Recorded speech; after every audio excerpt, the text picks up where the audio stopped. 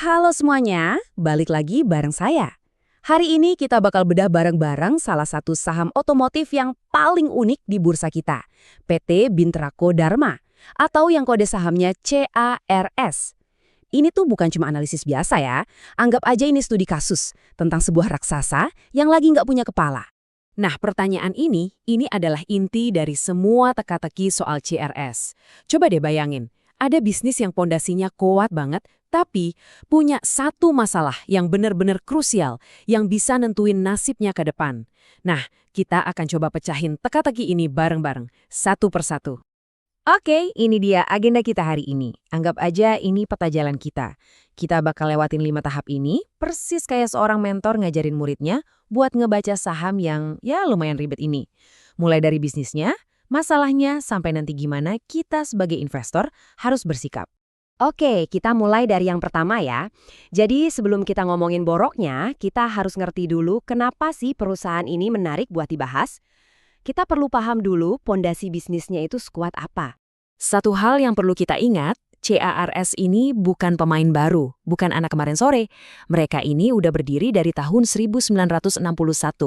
Udah makan asam garam di dunia otomotif Indonesia dan jadi salah satu dealer andalannya Toyota.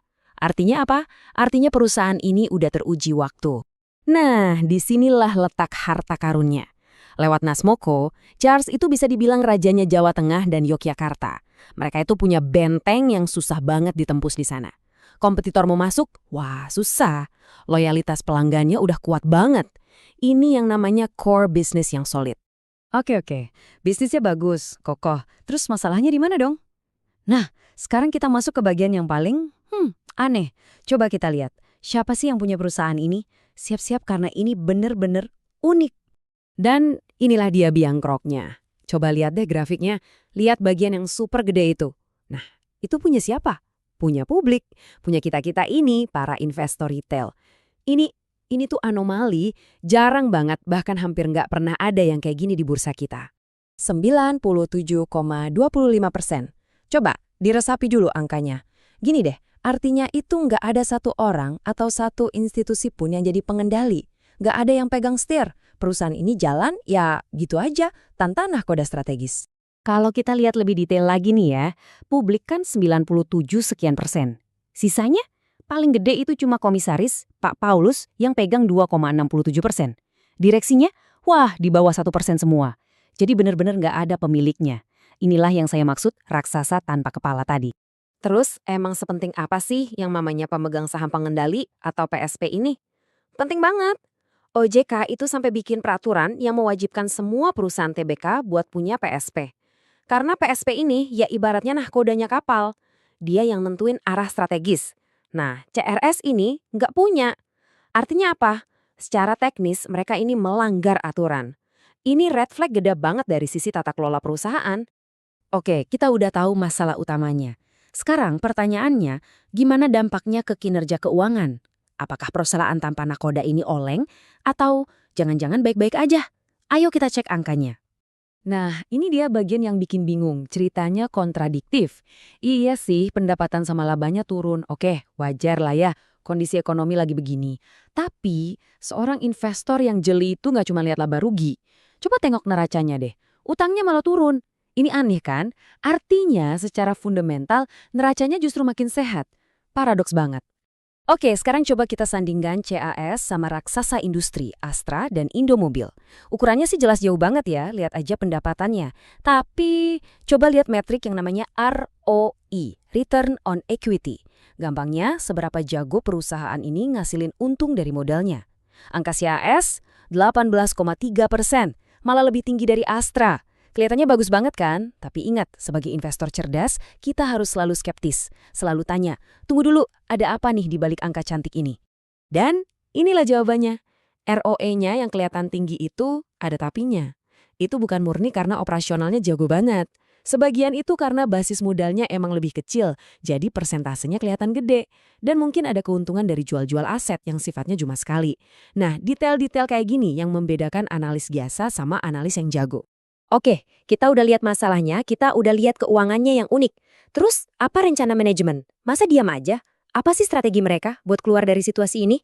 Nah, ini dia game plan mereka. Mereka sadar nggak bisa cuma ngandelin jualan mobil baru terus. Jadi mereka mau genjot bisnis after sales, service, dan suku cadang. Terus, mereka juga bangun platform digital Carsworth. Dan yang paling penting, yang paling krusial, mereka itu lagi aktif cari investor strategis baru. Intinya, mereka lagi nyari kepala buat si raksasa ini. Nah, ini the real deal-nya. Katalis terbesar buat saham CRS ke depan itu bukan soal penjualan mobilnya naik 5 atau 10%. Bukan. Katalis utamanya itu kalau masalah kepemilikan ini beres. Begitu ada PSP baru yang masuk, ceritanya bisa langsung berubah 180 derajat. Valuasi sahamnya bisa di-rating ulang sama pasar. Ini yang ditunggu-tunggu. Oke, semua kepingan puzzle-nya udah kita kumpulin. Bisnisnya, masalahnya, keuangannya, strateginya. Sekarang tugas kita sebagai investor adalah ngerangkai semua itu jadi satu kesimpulan. Apa keputusan kita? Mari kita timbang-timbang. Oke, ini dia ringkasannya. Sisi positif lawan sisi negatif. Di kubu banteng atau sisi optimis, kita punya 1. Bisnis intinya yang kuat banget di daerahnya. 2. Neracanya makin sehat karena utang berkurang. Dan 3. Ada potensi jackpot kalau investor baru masuk. Tapi di kubu beruang, sisi pesimisnya, 1. Masalah tanpa kepala ini pelanggaran aturan OJK, ini serius. 2. Kondisi ekonomi lagi berat. Dan 3. Persaingan makin ketat, apalagi dari mobil listrik. Nah, situasi ini di pasar saham punya istilahnya sendiri, namanya governance discount. Gampangnya gini, pasar itu ngasih diskon ke harga saham CRS karena tahu ada resiko tata kelola ini. Jadi harganya ditekan terus ke bawah.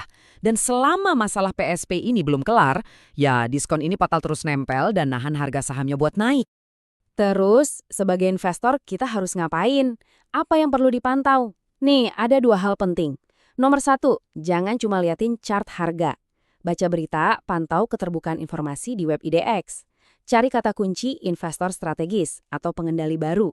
Nomor 2, dan ini yang paling penting, catat tanggal RUPS tahunan 2026. Tandain di kalender, momen itu bisa jadi game changer-nya. Ujung-ujungnya, semua analisis ini balik lagi ke satu pertanyaan fundamental buat diri kita sendiri sebagai investor. Pertanyaannya adalah, apakah kita berani mengambil resiko tata kelola yang segede ini demi imbal hasil potensial dari bisnisnya yang sebenarnya bagus? Jadi kesimpulannya apa? Investasi di Cars saat ini tuh bukan investasi biasa. Ini masuk kategori special situation investing.